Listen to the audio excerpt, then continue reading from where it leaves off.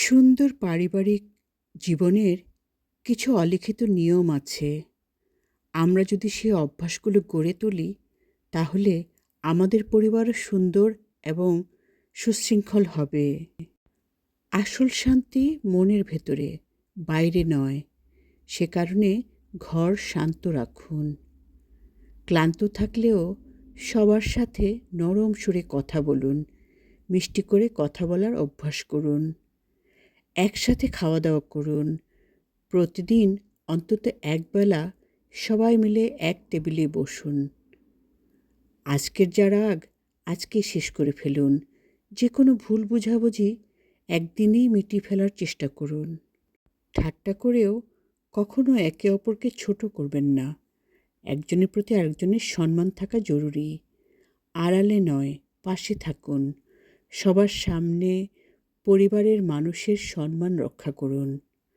ঘর গুছিয়ে রাখুন। চারপাশ পরিষ্কার পরিচ্ছন্ন থাকলে মনও ভালো থাকে, ফুরফুরে থাকে। আগে শুনুন। কাউকে ভুল প্রমাণ করার আগে তার পুরো কথাটা মনোযোগ দিয়ে শুনুন।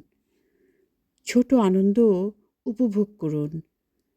শুধু বড় সাফল্য নয়, ছোট ছোট খুশিও ভাগ করে নিন। সুন্দরভাবে উদযাপন করুন। স্পেস দিন। একে অপরের ব্যক্তিগত স্বাধীনতা ও সময়কে সম্মান করুন। একজন আরেকজনের সঙ্গে তুলনা বন্ধ করুন। এক সন্তানের সাথে কখনো অন্য সন্তানের তুলনা করবেন না। কাজে হাত লাগান। সব দায়িত্ব একার নয়। ঘরের কাজ সবাই মিলে ভাগ করে নিন। বাসার ছোটদেরকেও সব কাজে হাত লাগাতে অভ্যাস করুন। সদয় থাকুন। সত্যি কথাটা বলুন, তবে নরম ও মিষ্টি ভাষায়। কখনো রূঢ় ব্যবহার করা উচিত নয়। মতামতের মূল্য দিন। পরিবারের যে কোনো বড় সিদ্ধান্ত সবাই মিলে একসাথে নিন।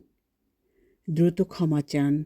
ভুল মানুষের হতেই পারে, কিন্তু অহংকার সুন্দর পরিবারকে ধ্বংস করে দেয়। প্লিজ বা থ্যাংক ইউ বলা অভ্যাস করুন। এই দুটো শব্দই খুবই পাওয়ারফুল।